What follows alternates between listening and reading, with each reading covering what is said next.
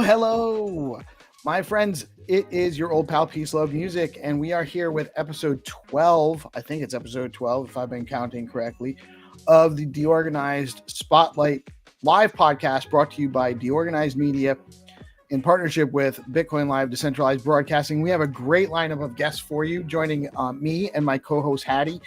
We have Mike Jagdao, guest co-hosting and talking about some of his project and what he's been working on. We have awesome friend, Crypto OG, Stacks OG, Mr. Wagme in the house, and Hadan, the DeFi poet from Alex Foundation, is also here to join us today. We are super excited to have such another awesome lineup of guests for you. What's up, Reese? Congrats, man, on the success of your still active and probably going higher auction on that awesome piece, the Tides. I'm going to bring in our guest co-host, Haddy. How are you today, man? I'm very good. Very good. So looking forward to being on here. And yes, congratulations, Reese, on starting with that. And happy 100,000 day. Yes, that's right. It's also $100,000 Bitcoin day forever. December 5th will be a holiday for probably for the rest of humanity. What's up, Michael? How are you today, man? I love the leopard. I love the leopard look. Like, don't mind me. I'm reading the bio of the new SEC chairman, Paul Atkins. Yeah. More to come. Stay Crypto tuned. looks good. The future looks good for crypto in the U.S. I can't imagine it would have looked better with this pick for chairman, but we'll talk about that soon. Let me put together the data. Cool. We got Hadan in the house. Hadan, how are you today, man? Great to see you again. Good, guys. Happy to be on with you today on this historic day. Let's talk some Bitcoin. Let's talk some stacks and all good things. Let's go. Yep. Let's go. And Mr. Wagme making his first appearance on the DeOrganized Media shows. What's up, man? Super excited to have you out here. Thank you for jumping in short notice. No problem. Happy 100K Bitcoin Day to everybody, and looking forward to the conversation. Right on. So our community generally knows most of you guys, but I'm going to let everyone kind of go through and just give us a little bit of an introduction. Michael, why don't you go first? All right. Hello. My name is Michael Jagdao, Coconut, reporting from North America, the socialist democracy you might know as Canada. I look like Franklin the Turtle, and when I'm not researching the new SEC chairman, I'm a headhunter launching startups with the Syndicate. Very good. And a snappy dresser might I add. Hadan, how are you? Let's tell everybody what you're at today. Sure, everyone. I'm Hadan. I'm the business development lead with the Alex Lab Foundation. So I coordinate between the Alex community and Alex Go, which is the tech platform. And happy to join you all today. It's been a remarkable past 24 hours for Bitcoin and for the Bitcoin ecosystems as a whole.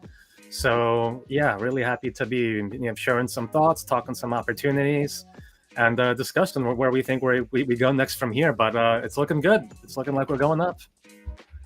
Very good, man. Super happy to have you here. And Mr. WAGME, I don't know that there's probably anyone watching that doesn't know who you are, but tell us who you are.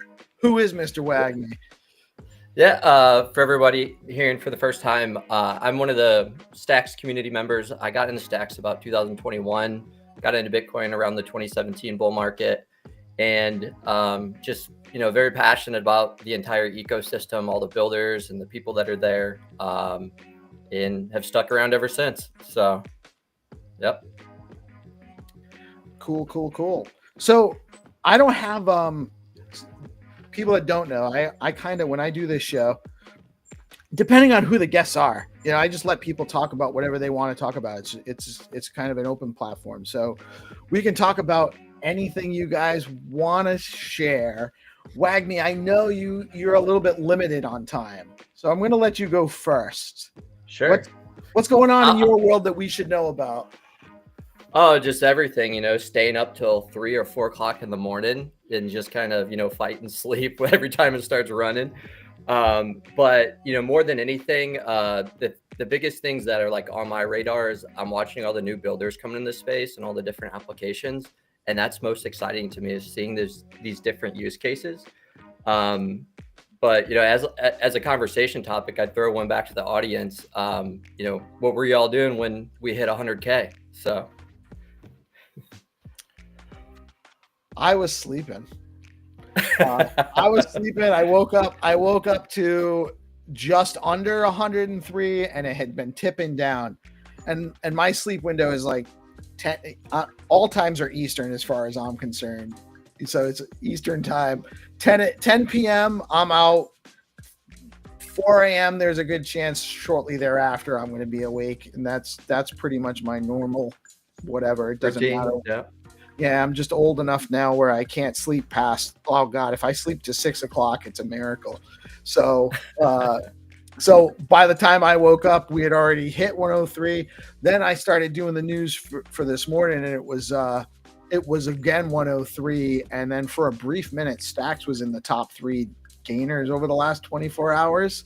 But it didn't last long enough for me to report it on the show.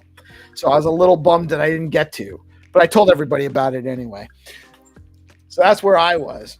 Where were you guys? Feel free, Haddy. For me, I woke up this morning, so I was sleeping as well. And I had a message from Zero. So that's how I found out. So I had a message from him saying, happy 100K day. He's like, happy 100K. So that's what I got this morning. Zero? You said Zero? Yeah, Zero. He texted like 1 million people all at once. It was in the team, so he sent a message for all of us. So it was like happy 100K, and then I had a look at the price. It was like 103. I was like, okay, this is the rocket ship. The rocket ship looks like it's starting to lift off. Yeah, it didn't just pussyfoot around. It broke right through. I think we're still over 101. Last I checked, which was probably about an hour ago, we're still over 100. I think we were over 101. 101, 199 as of right now on CoinMarketCap. So it's gaining steam. I think I saw, one of the ETFs, they gobbled up 5,500 BTC or something like that yesterday. I mean, establishing a strong base every time. So yeah. Haddy's calling for a dip, by the way. Oh yeah. It's so hard to predict. The numbers aren't strong in the economy, so I think as much as the euphoria there is, we need to have a drop off for people to buy in, and then it'll go. So it always happens. You have paper hands. Getting close to being due for a cool off. Mike, where were you when what were you doing when it hit 103? You were sleeping too. He was wearing that. He was picking out his outfit. I was designing a website for a meme coin for stacks.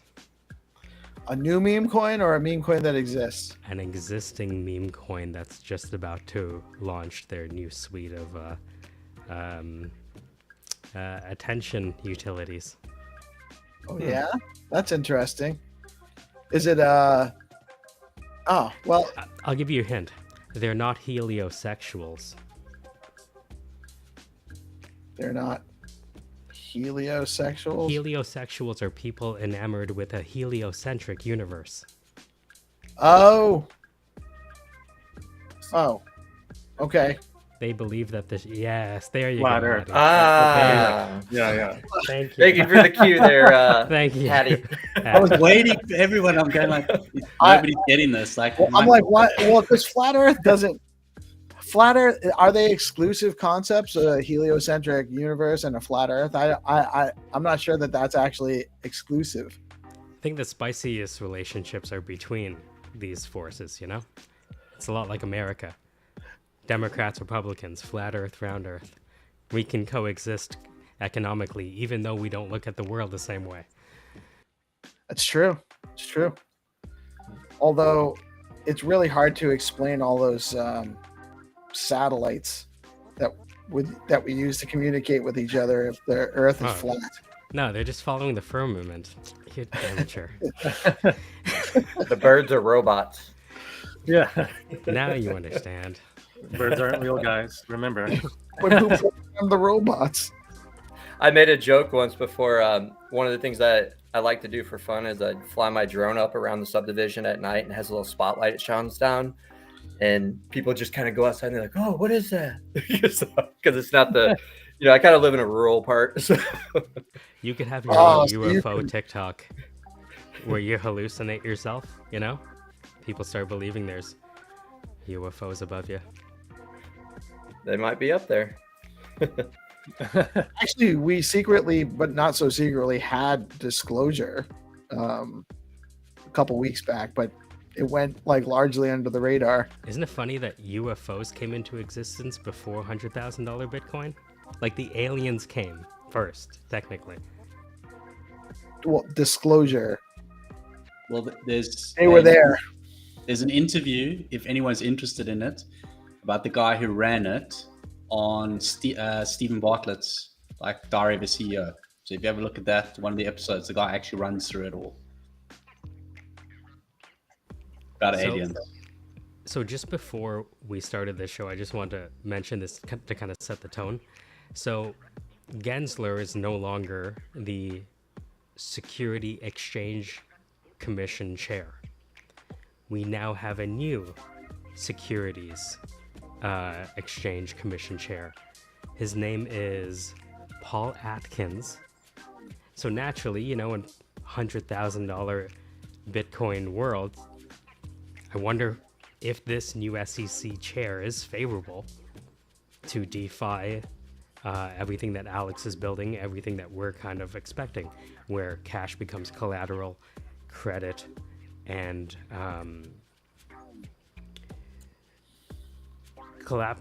capital, collateral, and credit. So who is this Paul Atkins? So he is old enough to have worked at Cooper's Live brand, which became PwC. He went to Vanderbilt University. Right now, he's the chief executive of Potomac Global Partners. He was an SEC commissioner for Bush from 2002 to 2008. Remember what happened between 2002 and 2008? Another crisis. Now, the interesting thing about him, and it's why they're saying he's crypto positive, is that he's the co-chair of the Token Alliance. So imagine that the new SEC chair is coming in from being the co-chair of the Token Alliance. That's as of yesterday. They're What is announcing the this. Token Alliance? I think it's representing DEI and minorities in the workplace. No, No, that's. I couldn't help myself. Sorry. Binks says that it's he likes how you say we have a new SEC chair Oh yeah. when you're, you know, Look, Canada needs the Iron Dome just as much as you guys. You know what I mean? Power to the, you know? I'm North American centric more than geocentric, or, you know?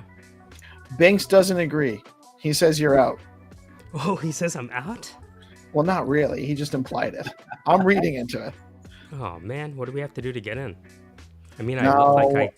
you let me in from the southern border, like guys that look like me? Why can't we come in from the northern border?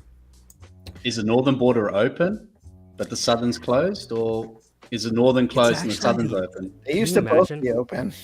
Can you imagine that the U.S. We were opened- actually a free society one time. the U.S. opened the southern border and keeps the northern border closed? Can you imagine how Canadians feel? Well, I think when people wear leopard skin, you scare people. That's right. I should shave, take off the chain, and put on proper adult clothes. But I guess these are adult clothes, right, Alex? You have a hoodie on, and you work at a fancy DeFi place.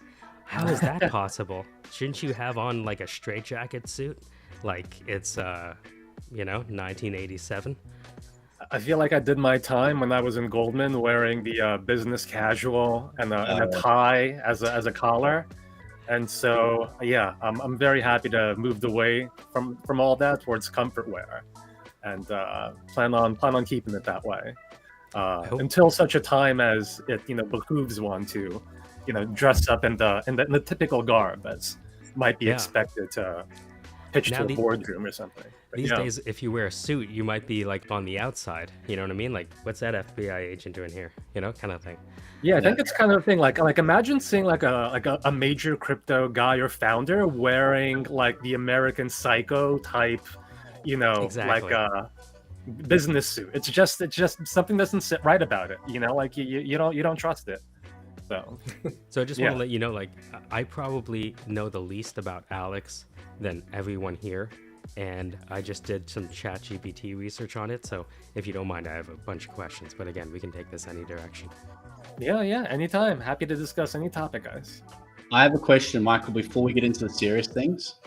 Is it a onesie or is it a hoodie?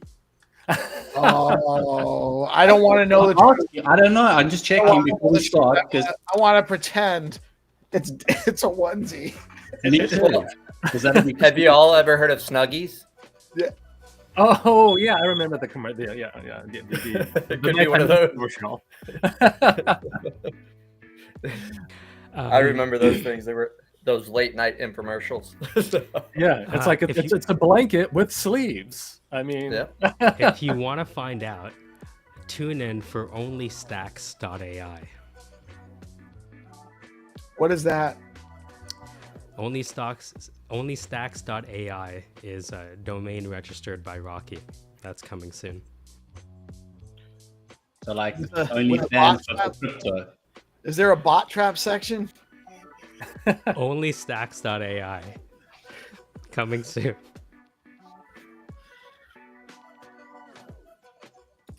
So you're not going to tell us today.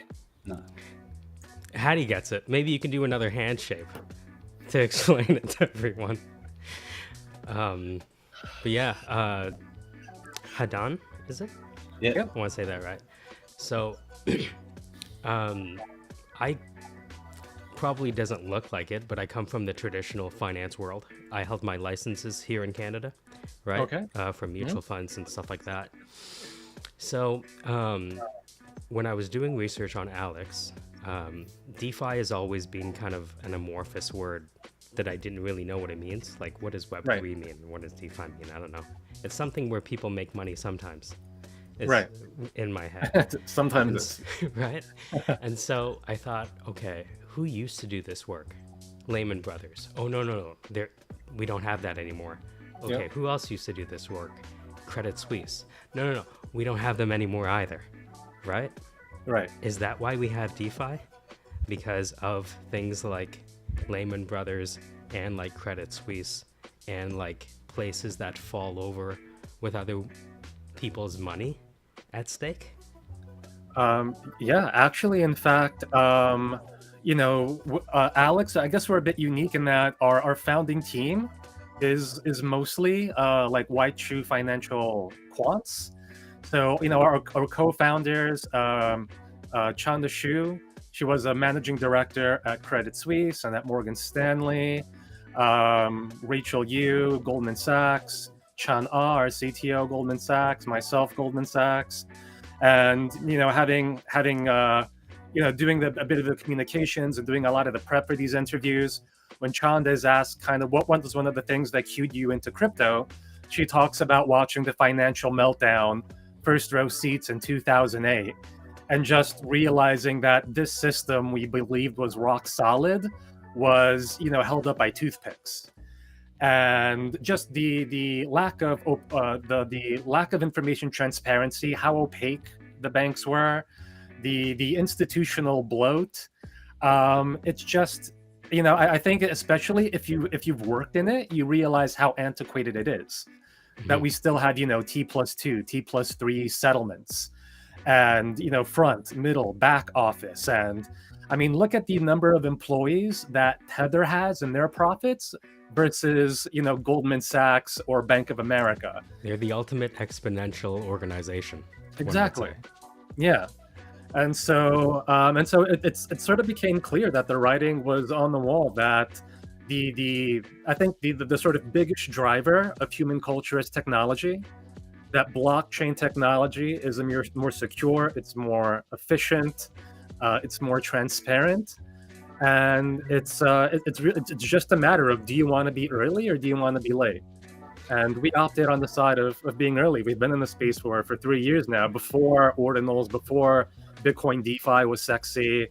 It was just Arcadico before us on Stacks. And we're here for the long term. We're here for the next decade, for the next 20 years. I heard that technology allows humans to evolve faster than their biology allows.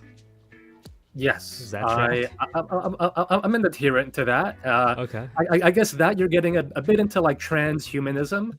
So I guess to So like quote a bit from evolutionary ecology with stem cells and silicon. Guns, I guess germs, steel, and silicon. right. I guess something to. I mean, I think the way I like to frame it is that every single problem our species has ever encountered, we've solved through technology. Right. We were predated upon by saber-toothed tigers. We came across the technology of spears and sticks. It's a hard living being a hunter-gatherer. We came up with the technology of agriculture. We came up with a technology for fire, for wheels, for steel plows. And if you look at it, it's almost the ultimate hockey stick graph of human technology over time. Right. Just in the past 2 years, the way that technology has exponentially shot through the roof is unprecedented. So if you were to extrapolate that from where we are now into the future, that's when you start to get into these discussions of like, are we nearing a singularity somewhere in like 2029, 2035, where either we have godlike machine intelligences, or we start to become these cyborg organisms where our biology is enhanced through technologies in ways that we can't even understand. And so I think graph the ledger onto your wrist and pay with your ledger. The last thing I want to ask you before I let others take over is, it's funny you mentioned your finance background, because I started out my career recruiting actuaries, and when I read the docs, like the thesis and everything was actually, it got to the actuarial part and how you built your algorithms for even risky pairs in light of other protocols. So that makes sense that you have a finance background, because the docs led with that kind of mathematical approach, and explicitly, I was surprised at how honest you were about, most people in Web 2 would hide most of the information that you shared on the docs about how you're doing the calculation. So that makes sense now that you all have a financial background. Yeah. So, well, thank you. Appreciate it. I have a question. Would one of you do because just on the topic you're talking about, would one of you do a Neuralink one day if they open that up to the public? Depends All on right. how much I needed to, right? Like if I were like the guy that they've given it to now, who's quadriplegic, but now he can play. He was playing Civilization, I think I saw him or something. He was playing. I saw Mario Kart too. Yeah, he was playing. So you know what? I think that that's a great advancement, but I can appreciate. Would I do it if I didn't need that kind of assistance to have a fulfilling life or to have more diverse experiences? Probably not, but I see something like that being widespread is probably going to take generations. What about Unless the people that have it suddenly become way more capable and successful than the people that don't have it. And then it becomes, well, everyone should have it, and why are only some people having it, right? Well, what about on your deathbed? Wouldn't it be a good way to go out? Well, why is it going to prevent me from going out? That's the premium plan. That's where digital twinning comes in, that you'll have a mapped version of yourself that would then live forever in a 3D world that your family could then interact with you. So that would be... Buy now and you get 2 consciousness for the price of 1. So I kind of have... You're building one of those for me, aren't you, Michael? Yes, digital PeaceLoveMusic. There's actually a digital PeaceLoveMusic AI being built. That sounds kind of like me. I don't know how the conversational piece goes yet. Well, what's funny is, quick tidbit, 11 Labs used to just be for cloning voices. You guys have used 11 Labs, right, to clone a voice? They now added the whole chat with a body of knowledge functionality within 11 Labs. So you used to have to do it separately. Now you can do it all within 11 Labs. Create a chatbot based on PeaceLove's voice, based on all the shows like this he's having. And so now we can do autonomous updates and stuff like that. It's pretty wild. So pretty soon it'll be running the news show for me. You're out, man. This could be the first test. You don't even know. So it's an agent? You're building an agent? Yeah, so typically to build an agent, you wanted to get a body of knowledge trained on your doctrine and then cloning your voice. Now, the cloning your voice was provided by 11 Labs, but we used to have to go to BotPress or VoiceFlow to do the chatbot configuration or use like LangChain or something like that. Now, 11 Labs, who does the voice cloning, has added in the body of knowledge chat with doctrine right into it. So is it running on a RAG, or are you actually training a specific agent, or is it ragging it? They're probably using RAG in the background, I would imagine. They would have to for performance. Yeah. I'm waiting for you to be like, this is actually the bot right here. That's not Peace Love. Oh man. I That's would the hope ultimate test. a little bit more hair on. Can I request the bot have a little bit more younger hairline than I have now? Well, the thing is, I never noticed you had a man bun. You've never noticed? You never saw Did the you guys never know saw that? the hair down episode? I never saw that. There's a morning show that I did with GPSC that I did with my hair down, and I actually explained the so many years ago now when my daughter was still young, she had very, very long hair, went down past her butt. She had these long braids, and she was known through the school for having the super long hair. And one day we're having a discussion, and she liked the idea of me having long hair with her. I had kind of stopped cutting my hair, and it started growing long. So I haven't had an actual haircut in. She's almost 13. She was about 5 or 6 when we had this conversation, and I stopped cutting my hair. So it's been about 6 or 7 years since I have cut my hair in any way. It's very, very long. Actually, I'm not going to take it out right now. I might keep having a conversation, and maybe we'll talk. You ever thought about doing cornrows? Like Snoop Dogg? I have thought about it, actually. Yeah. West Side. But she actually Right, the AI version. Yeah, oh yeah, the AI version can have all the hair that I can't have. Just comfy UI away. There's a workflow away. So we're just waiting on Aiden. That's it. Pixel Labs. So if you don't mind me asking you a few more questions about Alex. Yeah. So, because again, I spent most of my time in the past 3 months working on like the AI side of Stacks and creating chatbots and stuff like that. But now that I'm out of it, I'm getting calls from people I knew from my finance days back in 2006, and they're interested in understanding this world, and I wonder why. Right? Yeah. Right? And so Yeah, the same. I started trying to think about how to explain it to this type of stakeholder, which is essentially every purchase kind of feels like a capitulation at this point for a lot of people. Does that make sense? Yeah, fuck, absolutely. I guess I have to Yeah. buy this now, right? So now they're looking to say, look, if I have to own Bitcoin, how do I address these 4 C's of credit? Of value: cash, capital, collateral, credit, right? And so to me, Alex represents the ability to turn Bitcoin into collateral, into capital, into credit. Am I thinking about that right?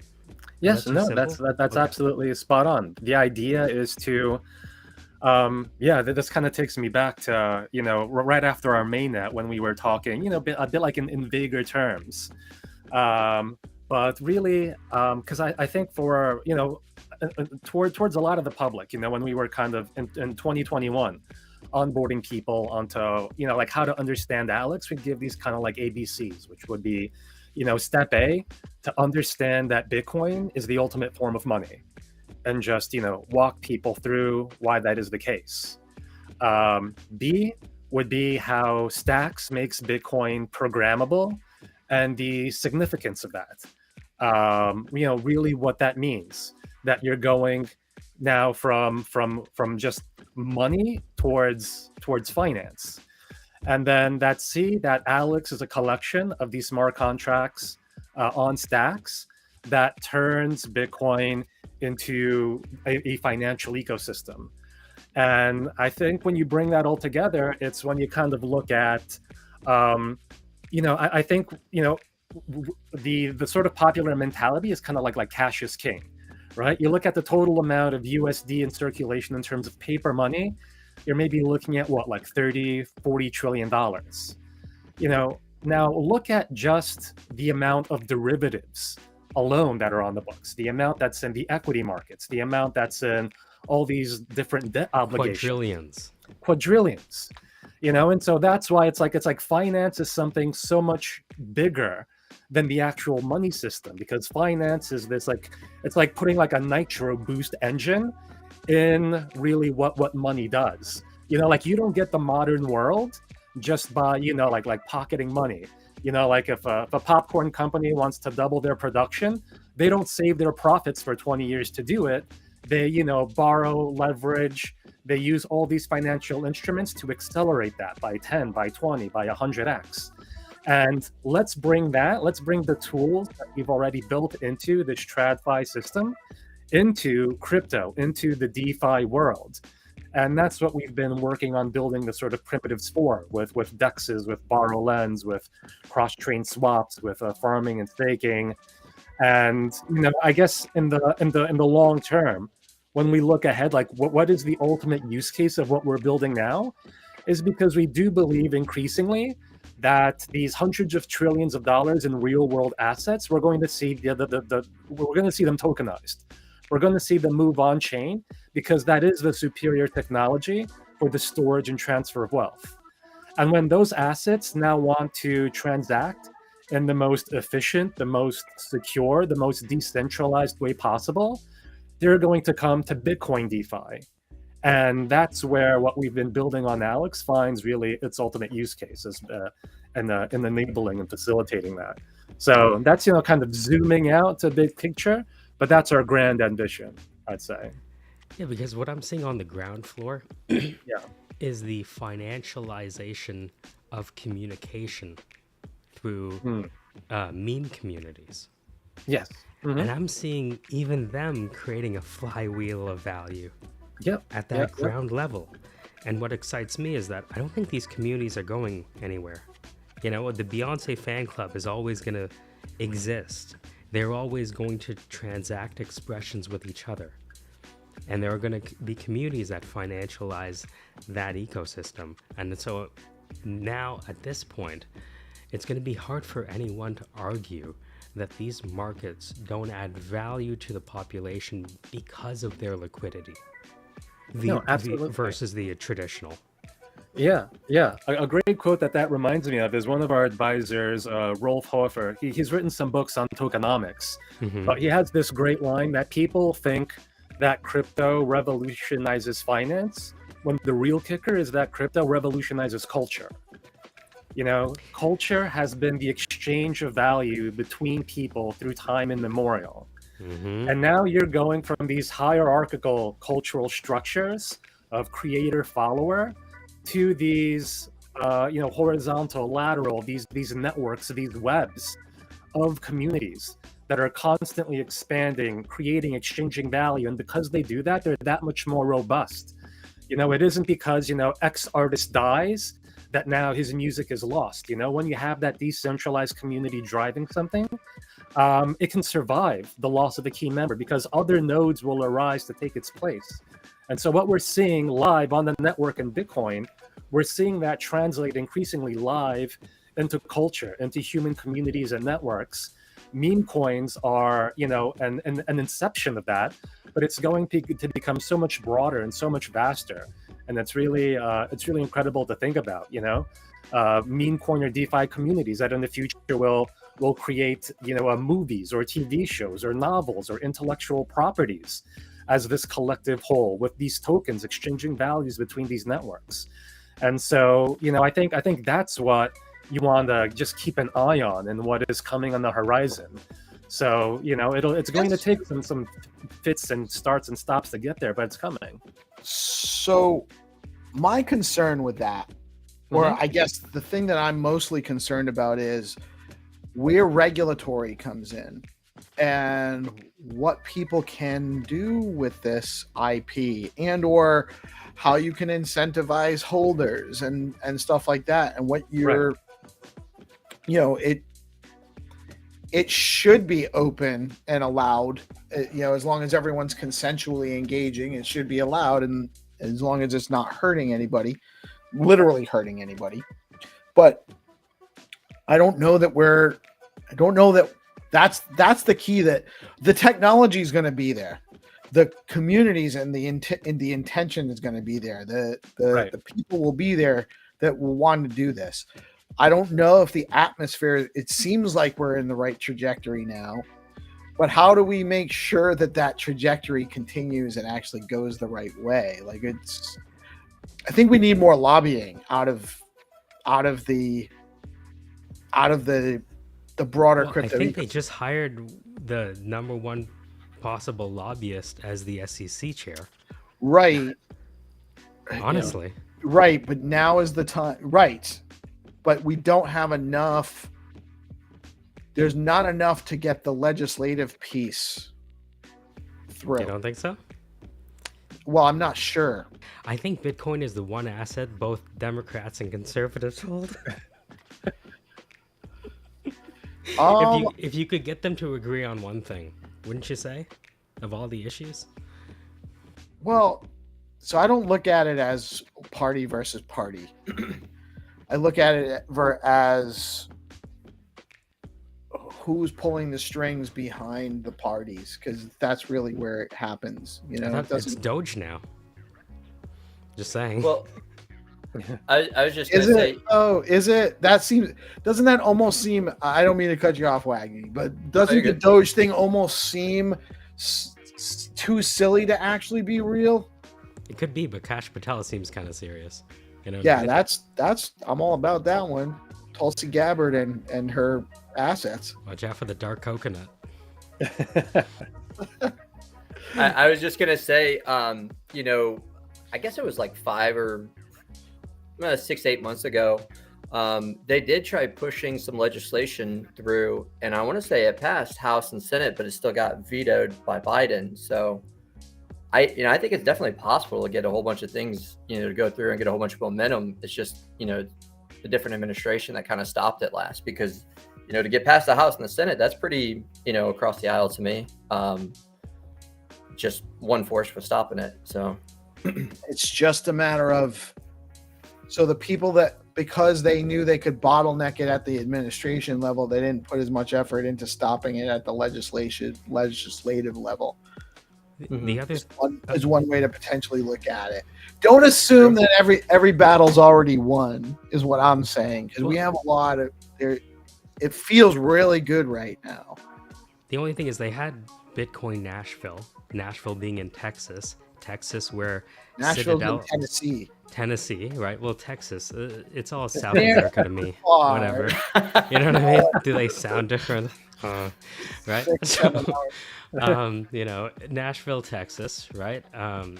They're having it in the South, which is creating their own stock exchange, the Texas Stock Exchange by BlackRock and Citadel. And so, I look at the South even creating their own semiconductors and, fab units. The South is becoming an economic powerhouse. And I think they want to balance the power that the New York Stock Exchange had. I think that's, unsaid. Sure, it's obvious. actually it is a decentralization event. Yeah, at least not a soft schism. They also have energy security down there. So that's a big plus for, if we're looking at California has green energy that isn't always running, but down in Texas, they've got the burn off. There's lots of people investing there. Same as our friends from Bitcoin Live. Who's it again? Peace? It's Expeditions. Quantum Expeditions. Quantum right? Expeditions. It's Quantum Expeditions and Quantum Economics. Yeah, economics. Expeditions is actually the mining. So I think I have the question now. I didn't know it was this yet, but what you said made me think of it. So there's always been this phrase of hyper Bitcoinization, and a lot of companies have failed betting on $100,000 Bitcoin without 100,000 Bitcoin happening, because this was supposed to happen a few years ago. Remember 69,000 or whatever it was, right? Definitely was supposed to happen. And then, we see Three Arrows Capital and kind of everything going the way they are.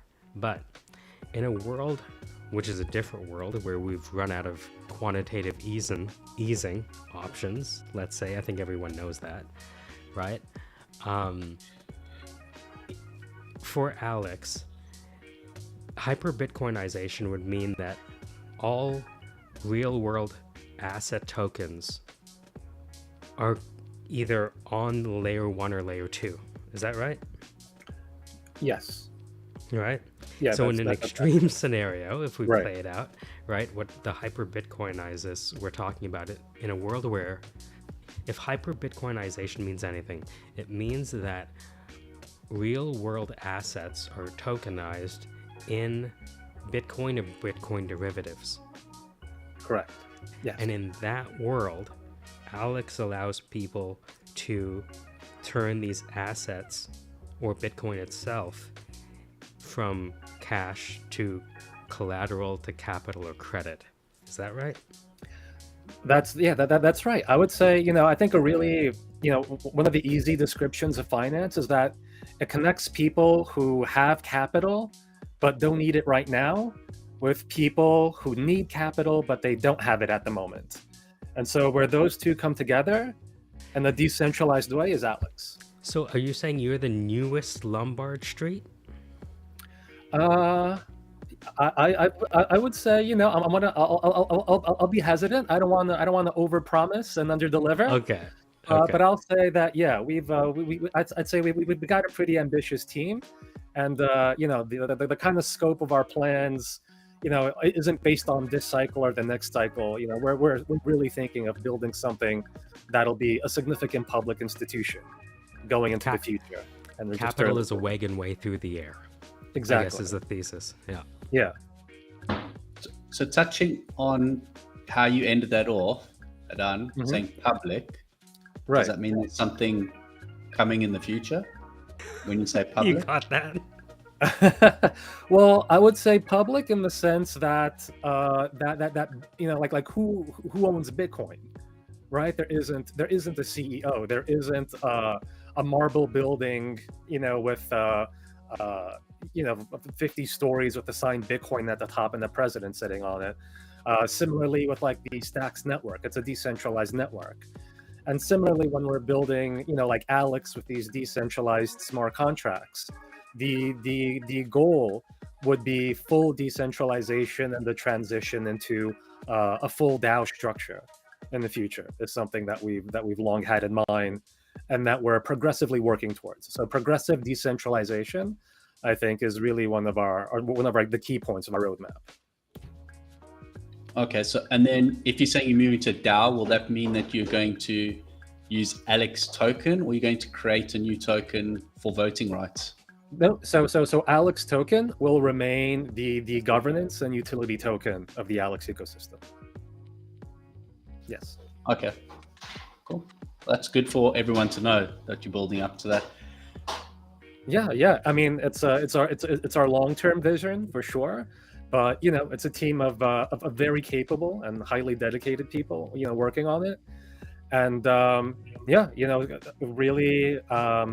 Whether it was through the sort of bear market of 2022, or now that we're entering into this, potentially a super cycle. And I think hopefully if things play out as planned, I think we might be entering into the next 4 years, maybe a golden age of crypto.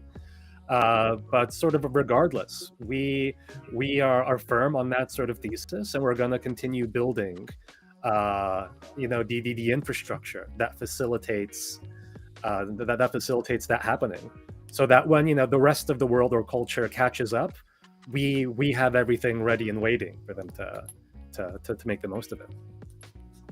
And then going back to real world assets, so you're going to start pivoting towards real world assets and the tokenization of real world assets? Well, I think right at the moment, our focus is more on infra. And so, like, for example, we have Lisa, our liquid staking platform, where we have liquid staking for Stacks. We have liquid staking for Alex token. It's kind of like, it's very similar to Lido, but on Stacks. So can you unpack that liquid staking just for the uninitiated that might be watching? Sure. Yeah. And so for example, like to take the example of like a Lido on Ethereum, when you stake Ethereum, typically when you stake, you are locking up your liquidity in the smart contract for a period of time. And while that liquidity is locked up, you don't have any access to it. It's in the vault, it's kind of untouchable. So with liquid staking, you have a representation of that staked asset that now so instead of now you have like staked ETH, or for example, let's take stacks that is locked up in stacking versus Lee stacks from Lisa, which is a liquid stacks. That now this is stacks that the principal itself is locked up in stacking, but the token that you hold in your wallet you can use towards DeFi applications, like using it as collateral, or if you want to exit that position, you can do it through a DEX swap. And so you're sort of like maximizing your capital efficiency through liquid staking. So liquid staking allows you to turn a term deposit in blockchain into a financial instrument. Exactly. That's exactly correct. A yield generating liquid financial instrument. Fantastic. Yes. Yep. And so in terms of like just as far as like real world assets, or how we might be like dipping a toe in that direction, soon we're going to be launching like a LIA BTC, so liquid stake BTC, where I don't know if you guys are familiar with what Babylon is going to be doing soon with staked Bitcoin, where they use the Bitcoin that's staked towards securing proof of stake chains.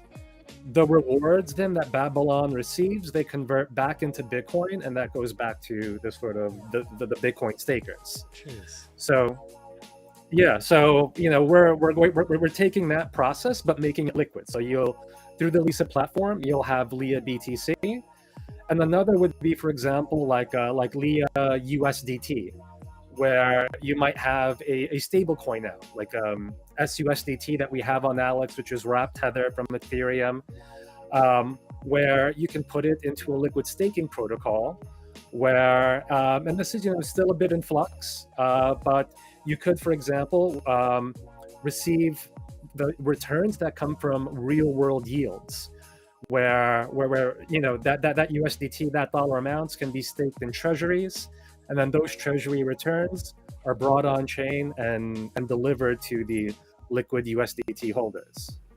My final question is, and this is for you and Peace, actually, because Sure. Peace, it's your industry. How far are we away from someone using Bitcoin as collateral to engage in a real estate transaction?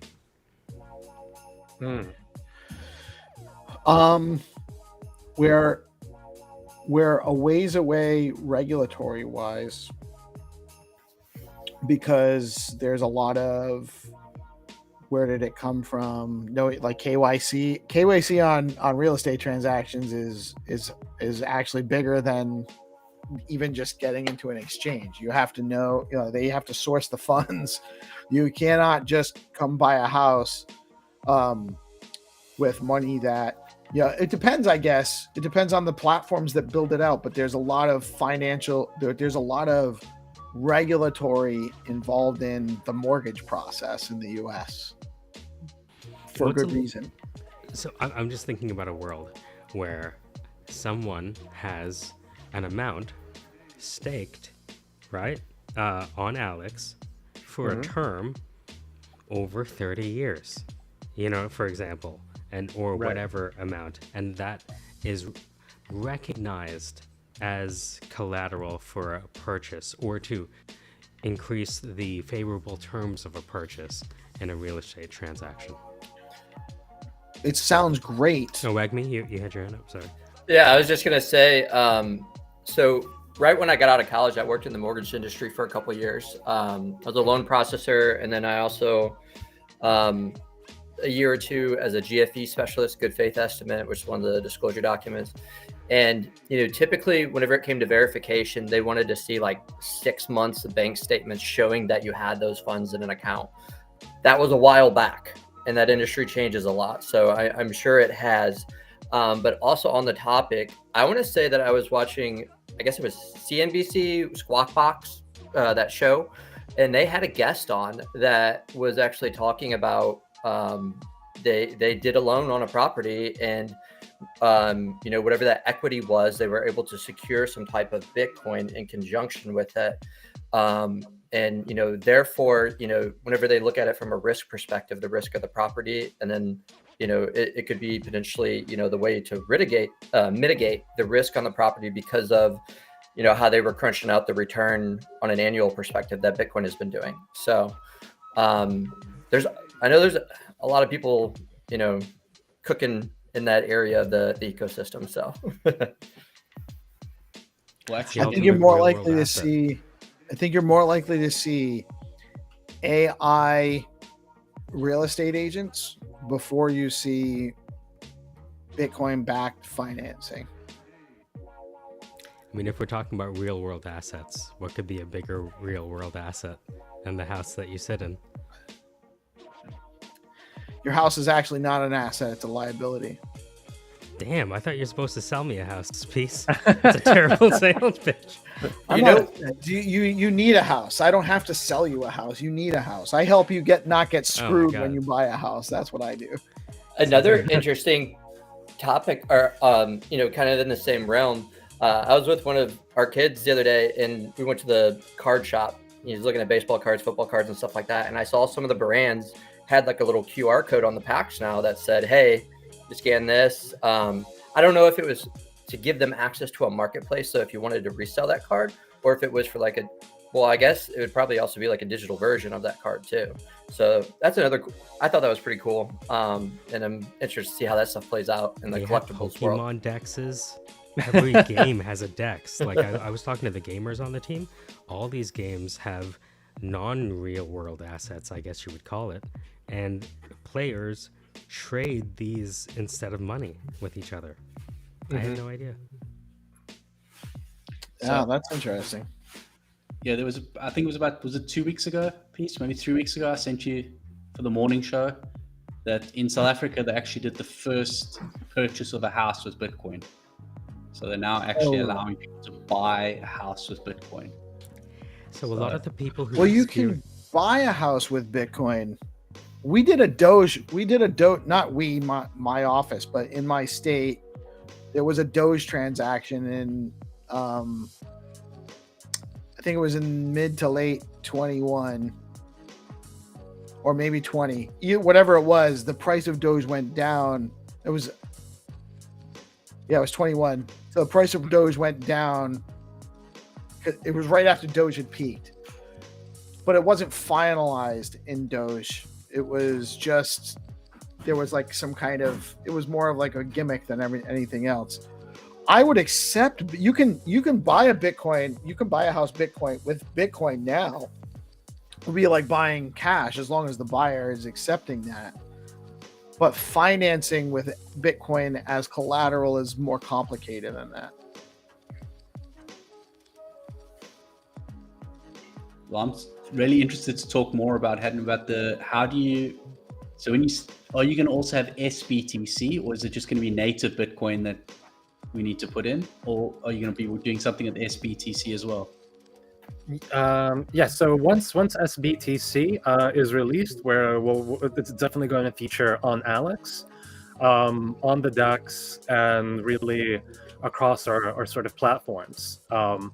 I think as SBTC potentially is relatively slept on in terms of its full potential, because I think there's so many versions of wrapped Bitcoin already that it almost seems like one more in an alphabet soup. When you sort of dig down into the sort of tech behind SBTC, it's really pretty brilliant in being and having this open dynamic federation of signers, and it will be the most trust minimized representation of Bitcoin on any smart contract chain. So if I'm a Bitcoin holder, it makes vastly more sense to me, if I bother to do the research of reading a white paper and looking at the operations, to go to SBTC instead of WBTC, for example. By a wide margin. By a wide margin, yeah. As a noob, sure. Imagine I don't know anything about SBTC. I hear everyone talking, SBTC this, gonna change the world, bring back the Garden of Eden. What's SBTC? I understand Sachs, layer 2, increasing transaction tied to the Bitcoin blockchain. Why is SBTC the biggest, most expected thing on Stacks right now? Sure. I guess to take a quick crack at it, it's because if you think of Bitcoin itself, Bitcoin on the layer 1, right? You can't, Bitcoin. It's a closed environment. It isn't a smart contract blockchain. So it's not like you can just take Bitcoin and using a Bitcoin wallet, click a button and put that Bitcoin on Ethereum. There has to be some sort of wrapping solution to express that Bitcoin on these other blockchains, whether it's Ethereum, Solana, Stacks, etc. How do you do that? These are the solutions that have been utilized so far. One is a centralized custodian or wrapping agent. So say with WBTC, there's a central body that will sort of wrap. But now that BTC, you're sort of relying on potentially a single point of failure, where if that centralizer fails or runs off with the money, you don't have any recourse because you sent your Bitcoin to their Bitcoin wallet. There have been other networks that have used, say, a closed federation. So say you have 12 or 60 privileged signers. And so instead of there being just one point of failure, now maybe you have a couple dozen who have that authority to sign the Bitcoin pegging in and pegging out of the network. but it's also a fixed group of people. And now you have to wonder, what if, 30 of those people, 31, conspire to do a 51% attack and they run off with hundreds of billions of dollars in funds? So then you get to SBTC, where you're going to have an open, dynamic federation of potentially thousands of signers of the network. And so you're creating this most trust minimized solution by which you can move Bitcoin from the L1 to a smart contract chain, and from the smart contract chain back to Bitcoin in the most decentralized way that you can with Bitcoin in its current state. Are you saying that SBTC can be used to buy assets from other chains? So with SBTC, if you have Bitcoin and you move it into SBTC, there will then be bridges to bring SBTC from stacks to these other smart contract chains. And there, yes, you can buy assets. And that's, a part of what Alex does, as well as we have Xlink, which is a cross-chain bridge. So are you saying SBTC, the thesis of SBTC is to become that peer-to-peer cash?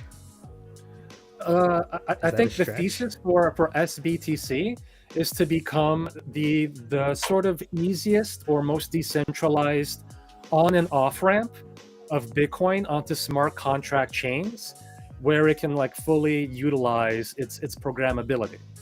Sounds like peer-to-peer cash to me, cross-chain. Yeah, I guess, I guess Bitcoin itself on the L1, in a sense, is already peer-to-peer cash. But if we want to turn that into peer-to-peer finance that uses Bitcoin and built on Bitcoin, SBTC is the keystone piece in making that happen. That's how it was. That the And that Bitcoin ship flow. just passed. Yeah. Yeah. So correct me if I'm wrong. What we have is, if we take Ethereum, for instance sake, and we compare it to Ethereum, we had Polygon build out on top, which made it more convenient and quicker and cheaper to move the underlying asset from the layer 1 across the chain. In Bitcoin terms, we have Lightning, which is what everyone's using at the moment. But Lightning hasn't got the programmability that SBTC is going to have, and the way that it can dovetail into lots of other chains. So that's what Lightning has. It can move really fast and it's cheap, but SBTC is going to open up a world of opportunity it is really the rocket fuel. It's going to be the rocket fuel for Bitcoin moving on to layer 2, because we'll be able to plug it into everything. Exactly. And that because Lightning, it doesn't have a global ledger. It isn't a smart contract network. Stacks is, the fully expressible smart contract network that can do any of these applications that you have on any other smart contract chain. And if you can now plug Bitcoin into that in the most trust minimized way possible, that's when, a frequent talking point of Munib's is that you look at the market cap of Ethereum, and about 26-30% of that is involved in DeFi. Now you look at the market cap of Bitcoin, which is currently 5x, 6x what Ethereum is. Yeah. The amount of Bitcoin that's involved in DeFi is less than 1%. So there's a huge asymmetric opportunity there to bring Bitcoin into DeFi. So who's doing options? So right now, who's doing options? Yeah, is anyone doing financial options instruments? on Alex? Well, options are, I guess that's, another iteration away. But no, believe me, it's something that we've sort of had in mind. We have had a borrow lend model that uses the Black-Scholes equations and all. But the thing is, with what's sort of missing to sort of fully have DeFi options is that you need market makers, right? You need options buyers and options sellers. And if you don't have that in a high enough amount, you have these very illiquid markets which don't operate all that well. And so, wouldn't those be created 100,000 Bitcoin? Wouldn't that be the first option? Well, I guess once we have SBTC and we have that liquidity on stacks, we have that awareness and that attention of market makers, then that's the next logical step. But it's kind of like we have to crawl before you walk before you Forget run. about all that. Yeah. Singularity. It's all happening. The future's racing at us. Believe it, it's gonna happen. Jump it's gonna in. happen fast. It'll be quick, and we'll be ready for it when it does. Look, DEI 1, the token guy is in charge of the SEC. Who would have thought it, right? Well, let's do it. Yeah, like that's what I mean. So I mean, based on what we've seen so far of the potential administration hires, is there a strong case to be made that we might be entering in these next 4 years into what we'll look back upon as the golden age of crypto? Yes. For some. Yeah. For some. And the reason I asked the real estate question is a lot of people are going to look for the most tax-friendly way to realize their Bitcoin appreciation. And I imagine that real estate is one of them. That's why I ask. Yeah, that there is. I mean, a lot of it. You have you're going to have this demand for borrowing against Bitcoin, right? Where you can submit your Bitcoin as a collateral on a DeFi platform. You can borrow stablecoin. That stablecoin you turn into dollars. The dollars you use to buy real estate, and so you do have that mechanism for sure. And on Stacks we have Zest. It's something that we're potentially looking into the future for Alex as well to like bring back borrow lend.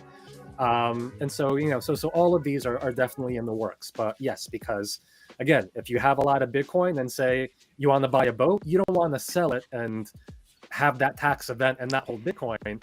It makes much more sense to borrow against it and then use that stable coin and pay those funds back in the future, given what the market interest is. Have your cake and borrow against the cake you haven't eaten yet. Right, exactly. Because just as when you were describing buying a house using Bitcoin. Well, if you look at how how do Jeff Bezos and Elon Musk oftentimes buy these mansions, they're not necessarily cashing out their stock to do it, right? They're going to a bank. They're probably putting like 1.5x the amount of their stock as collateral, and then they're borrowing against that at like what, a 4 or 5% rate. And so really that's what we want to be able to do on Bitcoin with Bitcoin DeFi. Are you guys hiring is the question from the audience. Well, we'll definitely reach out. We are looking to scale, but it's always talent is always hard to find, right? Because when it's a bear market, everyone looks to the next shiny thing. It doesn't want anything to do with crypto. And when it's a bull market, everyone is hiring at the same time. So we have a tight team, but talent is one of the most valuable assets any platform can acquire. So on Twitter, on our TGs, feel free to reach out and talk to us. Right. Again, this is just for the people I know. One hire hero. That was Hero. No, it's a serious question from the audience. So let me ask you this: if someone wanted to create a GitHub repo that would get the attention of your team, what kind of portfolio or what single project could any listener listening to this say, this is how you as talent could get our attention? Forget about resumes, forget about right? I guess portfolios that show a track history of working in crypto, working in Web3, working in DeFi, flexibility with different languages, whether it be Clarity or Rust or Solidity. I guess that's what really makes you stand out, that you have that experience of being in the trenches, working with smart contracts, being familiar with audits. And our dev team can look at your GitHub repo, see your commits, and if it makes sense and it's a good fit, then you're aboard. I would love to see the resumes of the future when it's like little skill sets. You see a bullet item, it's like working in the trenches. Yeah, well, I think you have a project on Stacks that's talking about sort of like on-chain identities. Right. Where instead of having to do, exactly. Haddy's actually a part of the team for Zero Authority. Yeah, yeah, love the Zero Authority guys. We've been talking to them for years, and so just as you were saying that's what came to mind. That you'll have your online identity that is your resume. It's as easy as sending a QR code, and that links to all your GitHub repos, the past projects you've worked on, communities you've built, etc. All those things have immense all your value. touch points will be there. Exactly. Yeah. Zero Authority was one of the first apps that I came across. Alex was one of the first a couple years ago that I saw, and then I saw Zero Authority. Same.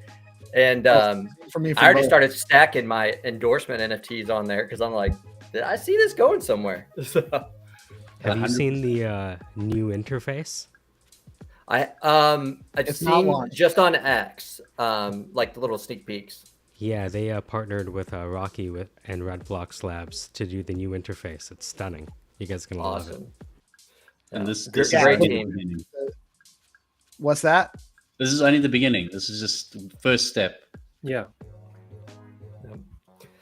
Hey, Peace Love, I do have to jump to my next call, so instead of just like drop it off, I want to say thank you. Wagme, thank you so much for joining us, man. It was an absolute pleasure. You are always welcome on DeOrganized, and we will.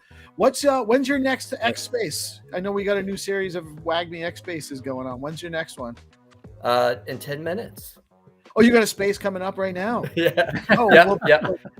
we won't linger too long. Yeah. In 10 minutes, and then I think the next one is Monday with the Alex team, the CTO. So Very good. Rachel. Yep. Very good. So you guys should, if you're not following Mr. Wagme, you should be following Mr. Wagme and check out his spaces. Probably going to get scheduled for DeOrganized on there one time very soon as well. So looking forward to it. Thank you for coming on, brother. Have a great day. Respectful of everybody's time. We're an hour and 12 minutes in. Thank you guys. Happy to start wrapping up. This has been an awesome conversation. And thank you, definitely, Wagme. Why don't you guys give us a last word? I'll let Haddy go first. You shouldn't let me go first because I still have questions. So I was really interested in what you were talking about when Michael came with the options.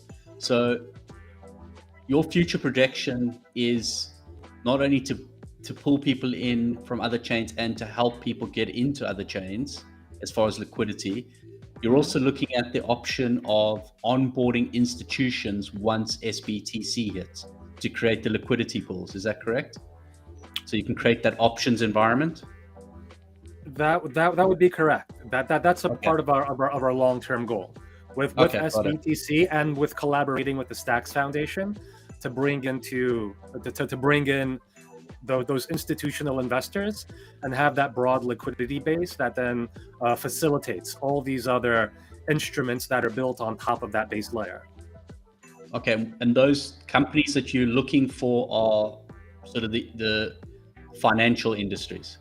So your first target market is going to be the custodians and the financial industries. Yes. So, I mean, potentially really with SBTC and being able to produce an SBTC yield, I think any Bitcoin holder, given their particular risk appetite, why wouldn't they want to earn the yield on Bitcoin? That's really the holy grail of Bitcoin DeFi, is to have Bitcoin as a productive yield generating asset.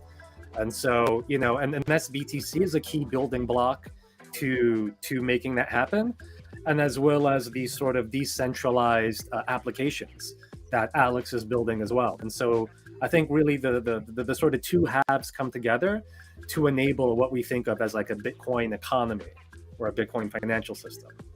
Okay, when you said earning yield, you're talking about people coming into the ecosystem that you're bringing in to earn yield, not necessarily us already sitting here. It's more about the people coming in to earn yield. Right. It's about Bitcoiners who have Bitcoin that are currently stored in the cold wallet or just on chain, and it's just sitting there as a store of value, and making the case through SBTC and through Stack smart contracts for them to dip a toe in the pool, bring some of those Bitcoin, bring it in through this trust minimized way into SBTC, and now use it in these financial applications so you can generate a yield on that capital. Yeah. And that, yeah. And how are you going to? What is the best way for people to identify the difference between native Bitcoin and paper Bitcoin? Because I can see an environment where paper Bitcoin starts playing a part. Sure. And so when you say paper Bitcoin, do you mean these wrapped versions of Bitcoin that are on different blockchains? I'm saying where people say that they have Bitcoin on paper, but they don't necessarily have it in the bank. So I'm looking for the checks and balances. Sorry, Peace. Well, that shouldn't exist. Yeah. because It shouldn't, but I'm just asking because I can see a who's scenario. who's buying paper Bitcoin? Who's buying paper Bitcoin? Well, careful. We're going to give scammers some ideas here, guys. You're going to have these infomercials. Yeah, that's Right. the next step. That's the reason why I'm trying to Paper distinguish stacks. between Alex as being a trusted partner and how do people like Michael and I who aren't adept like you and Peace, how do Right. we differentiate between who the best partners are to work with? So that's something it's going to be paper Bitcoin. Yeah, I mean, I think what's nice about crypto is that there is this on-chain transparency, right? That, you know, if you were to come to Alex and say, I have paper Bitcoin, it would be like, well, what's the Bitcoin wallet address, and can you prove it by, here's a Bitcoin address, send, you know, 0.00, send one stat to prove that you are the signer for this wallet. And then if you do, that is proof that you actually do have custody of those Bitcoin funds. If not, then it doesn't mean anything. And then, you know, and if you were to come on Alex, even on our application, we have, you know, pages where you can look at the reserves. You can look at, you know, what wallet addresses, what is stored. You can look at every line of code that governs the smart contracts and how they interact. Now, you know, of course, as a tech savvy person, that might as well be, you know, Sanskrit to you. But for these financial institutions, they are capable of actually like hiring a developer who can do the analysis, who can do the auditing, and say that, you know, from what I've observed, yes, like, you know, all the numbers add up. You know, it's kind of like it's like doing math and double checking that the results all line up, and that at the end, the bottom line is the same on both columns. And so, you know, it's kind of like that saying, you know, with crypto, don't trust, verify. Or that, you know, a lot of what's nice about what crypto does is that we're moving away from, you know, really, if you think of legacy finance, it is at the end of the day a trust in people.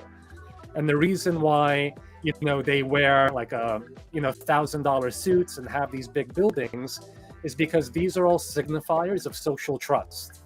That these, you know, they have reputations that you can trust them. With crypto, you're moving your trust from people and institutions into trust in mathematics and computation.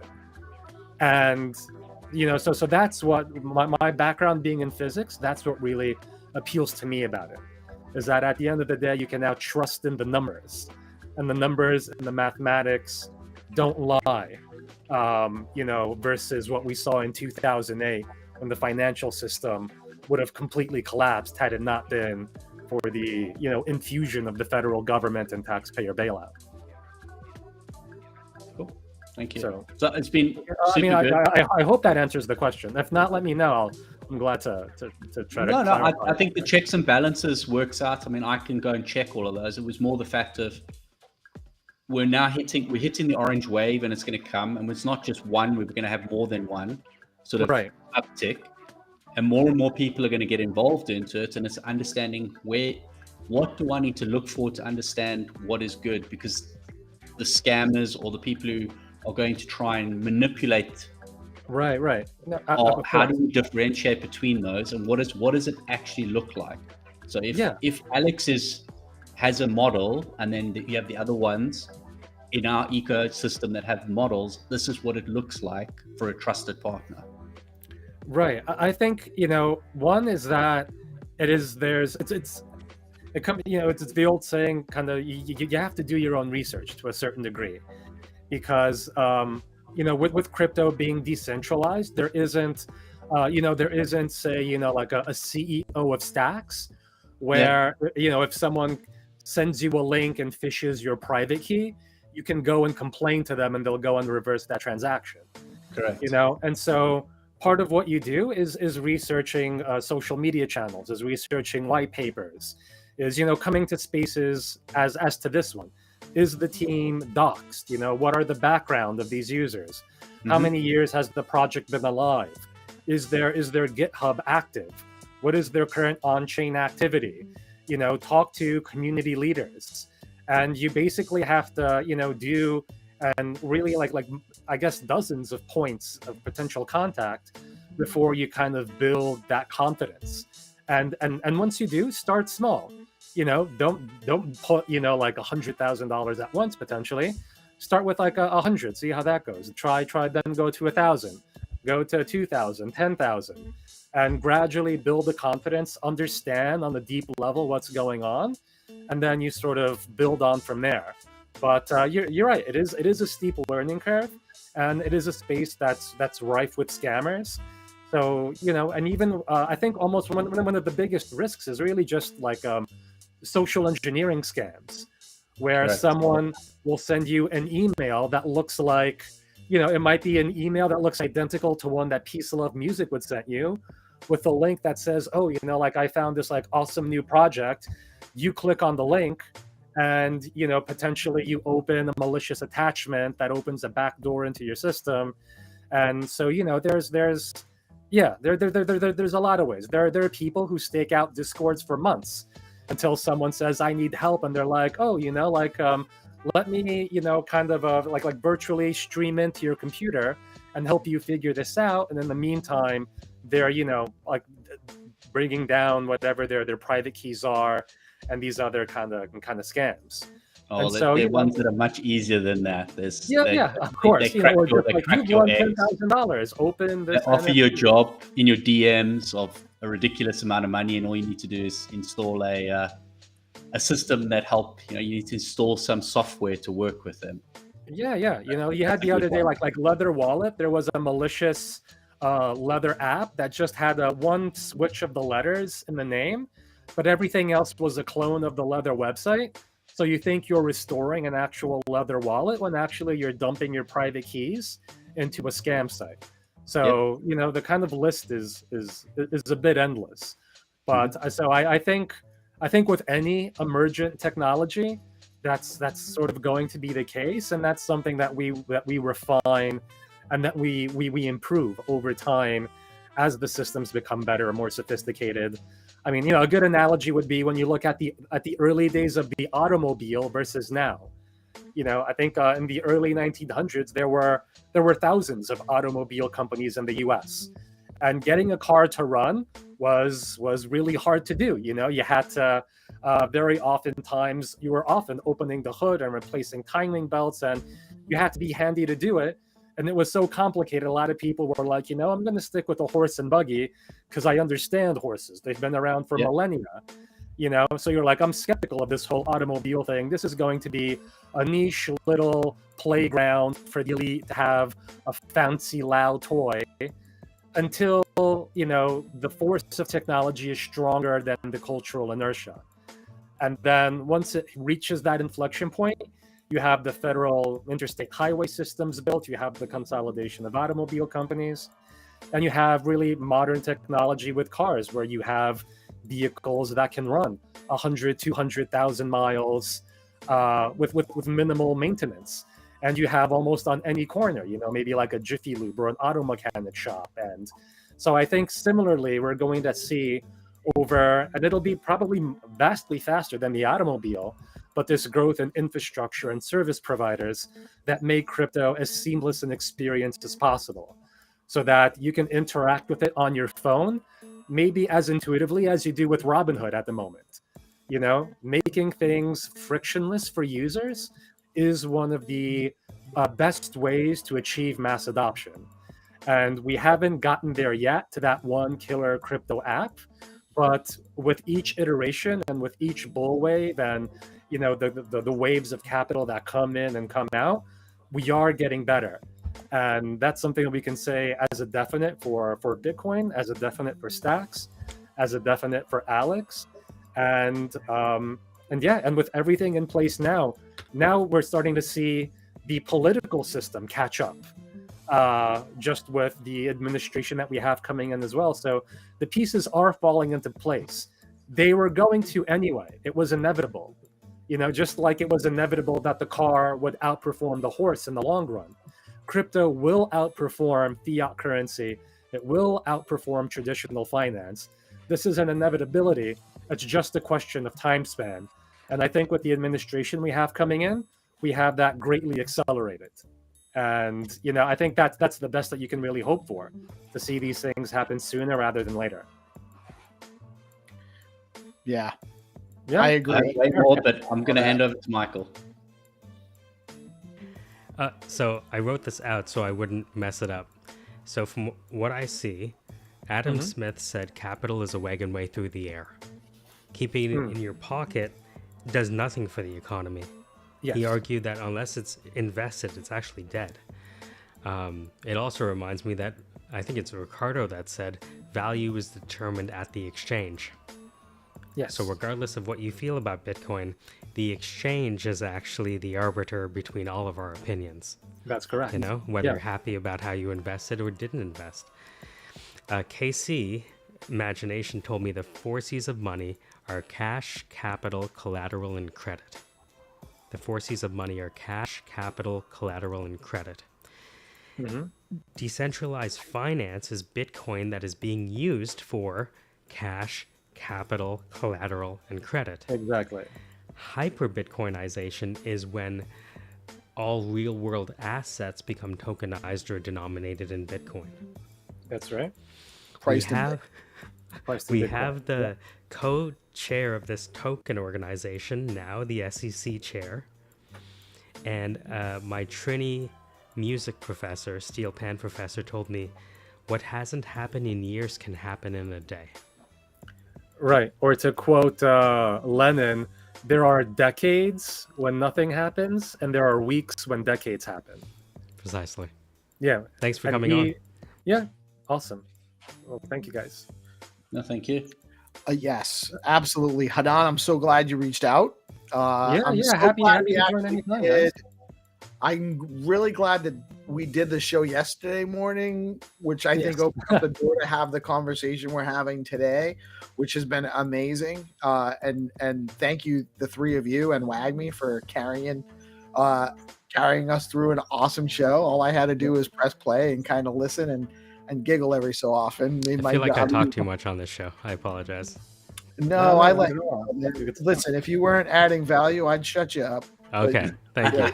I It's would good shut to you know. up. Thank You you. don't need. You're good. You're good. You Yeah, do it. okay. We might have to make you a regular on these shows. You don't have the AI show anymore, so we'll see what happens, right? I'll send my AI next time. Oh, you got one first? That's what Cindy is. You guys so much. Michael, Hadan, Haddy, I love you, man. Awesome. I'm glad we got you. Sometimes we miss you getting questions in. Like I see you and the conversation goes around it. You got actually a lot of questions in, more so than a lot of other shows. So I'm glad that we got to that. Sometimes I feel like we miss some of your questions. We run out of time. So I'm just happy that it went this way. I think it was a great conversation, kept going all around. Thank you guys so much for coming out. Awesome, guys. Thank you. And we'll have to do it again soon. Yeah, look forward to next time. I will drop everybody out. Just say goodbye. I am Peace Love Music. We are DeOrganized Media, coming at you with all of the news, information, personalities, and projects developing in the Stacks and broader Bitcoin ecosystem. Coming to you live with our via partnership with our good friends over at Bitcoin Live Decentralized Broadcasting. We come at you every Monday through Friday with the Let's Go Morning Show, news show, morning updates on what's going on in our space. And thank you, Hadan, Michael, WAGME, and my good friend and co-host Brendan Hadfield, Haddy, for an awesome show. And thank you to all of you who tuned in, and especially those who participated in the live chat. You guys make it a super fun time. So I love when you do that. Thank you all, and you have